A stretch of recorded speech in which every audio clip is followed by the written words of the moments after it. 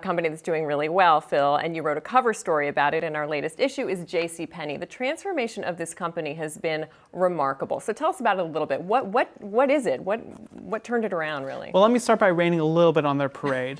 Oh, no. Their sales fell 37%, so they're still in recovery mode. 37% from their peak back in 2006 or so. Okay. But this year, in 2015, their annual sales were 12.6 billion, and they were 17 billion before the debacle 4 years ago. But what they're doing well is what the CEO calls the science of retailing. So the nerdy stuff like supply chain management, inventory management, things like making sure you have enough stuff on your shelves to sell on Black Friday weekend, making sure that your stores and your e-commerce talk to each other so that if a store has an extra pair of shoes that you might want that's not at the distribution center for the e-commerce, the store can send it to you instead, and that way they don't lose a sale. So it's all these, it's the plumbing of retail that they're fixing after all these years. Interesting. But this is a company that people really had written off after Ron Johnson had his way with it, Beth, right? I mean, it makes it all the more striking, I think. I agree. I think one of the things Phil captures really well in his story is that retail is detail, and I think the new CEO is really focused on that. I mean, I think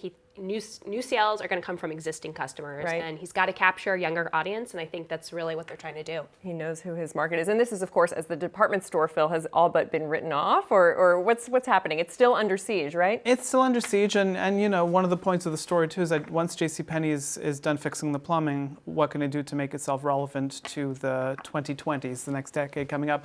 But as the results of Macy's and Kohl's showed us this weekend, Macy's is forecasting a sales decline this year, and Kohl's thinks they'll be flat. It's not a bonanza time for department stores. Right. They have to reinvent themselves.